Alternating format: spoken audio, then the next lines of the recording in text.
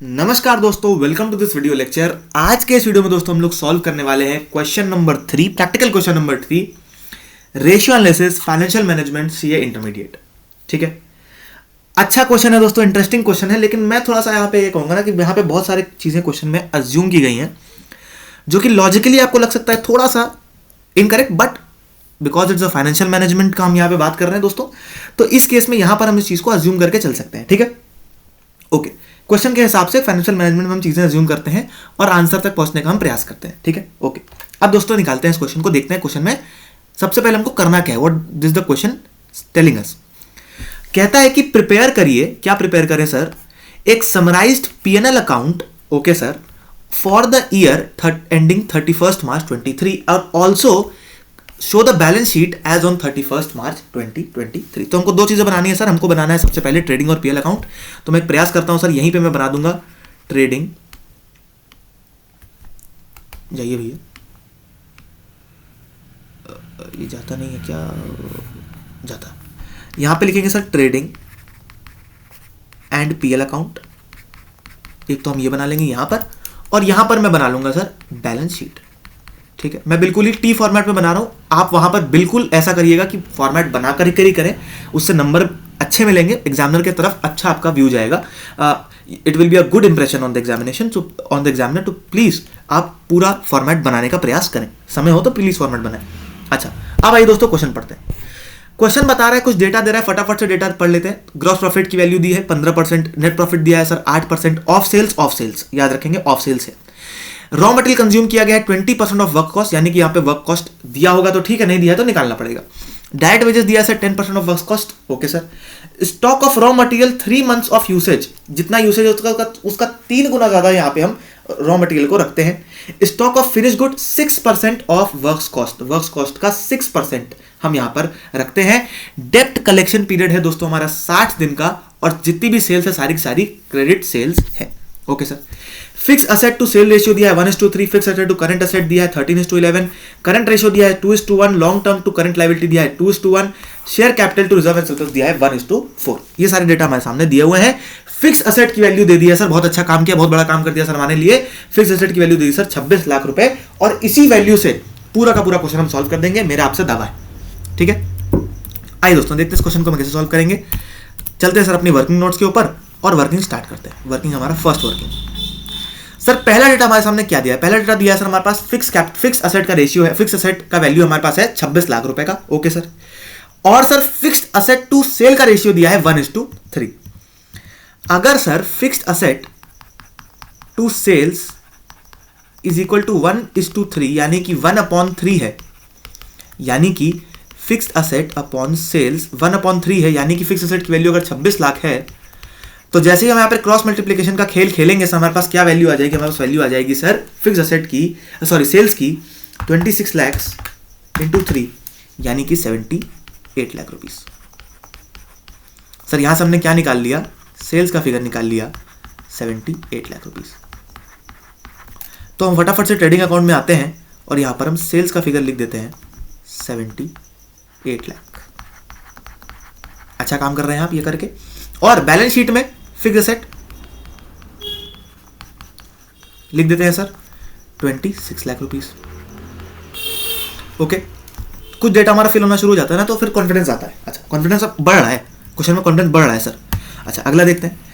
Fixed asset to current asset का ratio है 13:11 का, बहुत ही साधारण, बहुत ही आसान।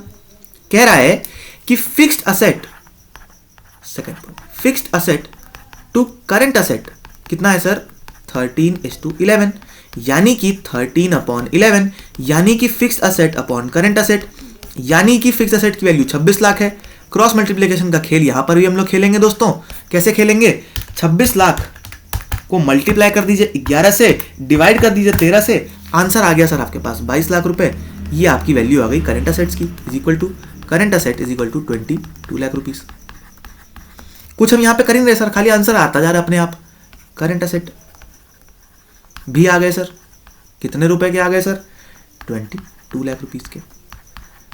अब सर अगर फिक्स्ड एसेट और करंट एसेट दोनों जोड़ दिए जाए तो हमारे पास असेट कॉलम में एक चीज तो आ जाती है सर, उसका टोटल आ जाता है। बिल्कुल आ गया सर, 48 लाख रुपीज से हमारा बैलेंस शीट का टोटल आ गया। सर अगर असेट साइड का टोटल 48 लाख है तो बैलेंस शीट की खासियत यह है कि जो असेट साइड का टोटल है वही लायबिलिटी साइड का टोटल होना चाहिए, यानी कि यहां पर भी 48 लाख ही आना चाहिए। बिल्कुल आएगा सर, बिल्कुल आएगा, एकदम 100% आएगा। ओके, आगे बढ़ते हैं। अगला डेटा क्या दिया है? करंट रेशियो दोस्तों दिया है 2:1 का। इसको भी लगा ही लेते हैं फटाफट से, बिल्कुल सोचना विचारना नहीं है, लगाना है। करंट रेशियो कितना दिया है सर? 2:1, यानी कि 2/1, यानी कि current asset upon current liability. यानी कि करंट असेट की वैल्यू पता है क्या? बिल्कुल मालूम है ना, 22 लाख रुपए अभी तो निकाले है। फिर सर वही खेल, कौन सा? Cross multiplication, this into this, value आ गई sir 11 lakh. Sir current liability का वैल्यू भी आपने निकाल ही दिया 11 लाख रुपए, और सर करंट लायबिलिटी की वैल्यू को एक जगह हम सर रख सकते हैं, कहां पर सर? यहां पर सर। तो यहां लिखेंगे करंट लायबिलिटी, थोड़ा नीचे लिख देते हैं, करंट लायबिलिटी कितनी आ गई sir? 11 lakh rupees. Got it? अभी तक कितना डेटा हमने फिल कर लिया। अगले डेटा की तरफ मूव करते हैं sir. Long term loan to current liability 2:1। Sir इसको क्या सॉल्व करें? अरे लॉजिक है सर, लॉजिक है। क्या है सर? लॉजिक है, FM is logic. Long term loan to current liability कितना है? 2:1, यानी कि 2/1, यानी कि long term loan upon current liability is equal to, long term loan तो हमको पता नहीं है लेकिन करंट लायबिलिटी हमको मालूम है सर 11 लाख है। फिर से खेल खेलेंगे, कौन सा सर? क्रॉस मल्टीप्लिकेशन का। जैसे हमने खेल खेला, यहां पर आ गए सर 22 लाख रुपए की वैल्यू, और सर हमने यहां पर लिख दिया long term loan is equal to 22 lakhs. मैं बिल्कुल प्रेजेंटेशन पे ध्यान नहीं दे रहा हूं, मेरा आपसे विनम्र आग्रह ये है कि अब जब भी क्वेश्चन सॉल्व करने बैठेंगे एग्जाम में, आप प्रेजेंटेशन पे बिल्कुल बिल्कुल बिल्कुल ध्यान देंगे sir. Long term liability, sorry long term loan कितने हैं? 11 लाख रुपए के नहीं, सॉरी सर 22 लाख रुपए, 22 लाख रुपीस, 22 लाख रुपए, 22 लाख रुपीस यहां भी आ गया सर। अगली वैल्यू देखते हैं, अगला क्या दिया है? Share capital to reserve and surplus दिया है 1:4। क्या बोला? बिल्कुल साधारण सा सवाल पूछा, बोला आपसे सर कि share capital to reserve and surplus की वैल्यू है 1:4, यानी कि 1 की वैल्यू है 1:4, यानी कि 1/4, यानी कि share capital upon reserve and surplus. बोला सर अब की बार तो आप फंस गए, अब की बार तो आप फंस गए सर। हर बार आपको ऊपर वाली वैल्यू दे रहा था सर, फ्रैक्शन से आप निकाल ले रहे थे क्रॉस मल्टीप्लिकेशन से, यहां कैसे निकालेंगे? यहां तो फंस गए। अरे सर बहुत आसान है, बिल्कुल भी फंसे नहीं है सर। कैसे निकालेंगे सर? हमारे पास हमारे पास एक फॉर्मूला हमको पता है सर, फॉर्मूला हमको आता है, एक फॉर्मूला सर हमको आता है। क्या फॉर्मूला आता है सर? सर हमको आता है बैलेंस शीट का formula, asset is equal to liability plus shareholder fund. Sir बिल्कुल, असेट की वैल्यू दी है 48 लाख रुपीस, बिल्कुल सर दी है। लायबिलिटी की वैल्यू अभी तक जो हमने निकाली है, टोटल लायबिलिटीज की वैल्यू वो है सर 22 लाख प्लस 11 लाख, यानी कि 33 लाख रुपीस। यस सर वो तो है 33 लाख रुपीस। बचा हुआ क्या होगा सर? बचा हुआ क्या होगा? शेयर होल्डर फंड, या फिर मैं इसको क्या लिख सकता हूं? Share capital plus reserve and surplus in this question. ठीक है, मैं इस क्वेश्चन के रिस्पेक्ट में बात कर रहा हूं सर, बाकी शेयर होल्डर फंड में और भी चीजें आती हैं, लेकिन यहां पर हम इस क्वेश्चन के रिस्पेक्ट में बात करते हैं। माइनस कर दिए 48 लाख माइनस 33 लाख, इसको माइनस कर देंगे, यहां पर कितने वैल्यू आ जाएगी sir? Share capital plus reserve and surplus कितना है? 15 लाख। सर वापस से खेल खेलेंगे क्रॉस मल्टीप्लिकेशन का, 1/4 से इसको मल्टीप्लाई करते हैं सर, 4 से इसको मैंने डिवाइड किया, इंटू 1 किया, वैल्यू आ गई सर 3 लाख रुपए। ये क्या हो गया हमारा? Share capital. नीचे आ गया सर 12 लाख रुपए, ये क्या हो गया सर? हमारा रिजर्व एंड सरप्लस। क्या सर इसको उठाकर हम लोग पुट कर दें? बिल्कुल पुट कर सकते हैं सर। ये हमारा 3 लाख क्या है सर? शेयर कैपिटल है। ये सर हमारा क्या है सर? रिजर्व एंड सरप्लस है। कुछ करना ही नहीं है, वैल्यू पुट करनी है सर। कैपिटल, शेयर कैपिटल की वैल्यू कितनी हो गई sir? 3 lakh rupees. Reserve and surplus की वैल्यू कितनी हो गई सर? 12 लाख रुपीस। सर एक चीज तो हमारी कंप्लीट हो गई, क्या? बैलेंस शीट कंप्लीट सर, कुछ और करना ही नहीं पड़ा, बैलेंस शीट हमारी फटाफट बनकर तैयार हो गई। ओके सर, बहुत अच्छी बात है। और सर यहाँ का हमारा डेटा भी खत्म हो चुका है, यहाँ का नीचे का सारा डेटा हमने यूज कर लिया, फाइनेंशियल रेशियो सारे से हमने यूज करके बैलेंस शीट अपनी पूरी की पूरी बना ली है। अब आप लोग आगे बढ़ते हैं दोस्तों, हम बनाते हैं अपने प्रॉफिट एंड लॉस अकाउंट को, प्रॉफिट एंड लॉस स्टेटमेंट को। जरूरी नहीं है दोस्तों हर क्वेश्चन में पहले आपकी बैलेंस शीट बन जाए, कुछ ऐसे क्वेश्चन हो सकते हैं जहां पर पहले आपकी प्रॉफिट एंड लॉस अकाउंट बने, क्वेश्चन टू क्वेश्चन वो दोस्तों वेरी करेगा। ठीक है, अच्छा अब सर ग्रोस प्रॉफिट का वैल्यू दिया है कितना है? 15% ऑफ सेल्स है। कुछ सोचना विचारना है ही नहीं आपको सिंपल सा लॉजिक लगाना है, सिंपल सा फॉर्मूला आपको लगाना है। आपको यहां लिखना है ग्रोस प्रॉफिट, आपको पता है सर ग्रोस प्रॉफिट यहां पे आता है कितना है सर? 15% of sales. आपने सर सॉल्व कर लिया, 78 लाख इंटू 15% आपने किया, आपका आंसर आया सर 11,70,000। आपने ना कुछ सोचा ना कुछ समझा, आपने 11,70,000 यहाँ पे लिख दिया। इसका टोटल कितना आना चाहिए? इसका टोटल आना चाहिए सर 78 लाख रुपीज़। कितना आना चाहिए सर? 78 लाख रुपीज़। अच्छा, अपने अब सर ये भी कर दिया। सर यहाँ पे सर आएगा क्या? क्या आएगा सर? ग्रॉस प्रॉफिट यहाँ भी आता है सर 11,70,000, यहाँ भी आ गया। बिल्कुल सर, बिल्कुल आ गया, कुछ सोचना विचारना नहीं, आ गया आंसर 11,70,000 रुपये। सर अब एक बात और कह रहा है सर, एक बात और कह रहा है। क्या कह रहा है सर? एक बात ये कह रहा है कि सर नेट प्रॉफिट भी मैं दे देता हूँ आपको ना, आप परेशान क्यों होते हैं सर? नेट प्रॉफिट भी ले लो मेरे से। कितना है सर? 8% है क्या? 8% ऑफ सेल्स है क्या सर? बिल्कुल सर 8% ऑफ सेल्स है सर, यानी कि 78 लाख इंटू 8% कर लीजिए, 6,24,000। सर नेट प्रॉफिट भी बोला, आपके सामने मैं रख देता हूँ। इसका भी टोटल कितना आएगा सर? 11,70,000। यस सर, इसका टोटल कितना आएगा? 11,70,000। बिल्कुल, हमने ये भी सर लिख दिया। ओके, आगे बढ़ते हैं, देखते हैं अगली वैल्यू क्या दे रही है सर। अब यहां से सर थोड़ा सा हमको लॉजिक लगाना पड़ेगा, थोड़ा सा यहां पे हमको दिमाग लगाने का काम करना पड़ेगा। करेंगे, आइए देखते हैं। रॉ मटेरियल कंज्यूम की वैल्यू निकालने के लिए आपको निकालनी पड़ेगी वर्क्स कॉस्ट, क्योंकि रॉ मटेरियल जो है वो उसका 20% है। डायरेक्ट वेजेस के लिए भी दोस्तों आपको सेम काम करना पड़ेगा, स्टॉक ऑफ रॉ मटेरियल के लिए भी दोस्तों आपको सेम काम करना पड़ेगा। तो ये सारे काम आपको करने पड़ेंगे। तो आइए दोस्तों करते हैं इसको। हमको कैसे करेंगे? हमको यहां पर निकालनी है सर वर्क्स कॉस्ट। कैसे निकालते हैं सर वर्क्स कॉस्ट? आइए वो भी देख लेते हैं। हमको कहा गया कि अगर हमारे पास कुछ वर्क हम करेंगे, उस वर्क करने में हमको कुछ कॉस्ट आएगी। बिल्कुल आएगी सर। हम सर क्योंकि बिजनेस कर रहे हैं तो हम इसमें सर कुछ प्रॉफिट जरूर लेंगे, और क्योंकि हम सर इनिशियल लेवल प्रॉफिट ले रहे हैं बिना किसी खर्चे वगैरह को, इनडायरेक्ट खर्चों काटे, तो हम इस प्रॉफिट को सर हम बोलते हैं ग्रॉस प्रॉफिट। बिल्कुल सर, इस ग्रॉस प्रॉफिट को अपनी वर्क की खर्चे में, वर्क की कॉस्ट में जोड़ने के बाद हमको एक वैल्यू आती है, इसको हम लोग बोलते हैं दोस्तों सेल्स। इस क्वेश्चन के अंदर दोस्तों हमारे पास सेल्स का फिगर दिया है 78 लाख रुपीज। ग्रॉस प्रॉफिट हमने निकाल लिया 11,70,000 रुपए, वो भी दिया हुआ था। तो क्या वर्क्स कॉस्ट हम नहीं निकाल सकते क्या? बिल्कुल निकाल सकते हैं सर। तो हमने यहां पर वर्क्स कॉस्ट निकाल ली सर 78 लाख माइनस 11,70,000 रुपीज।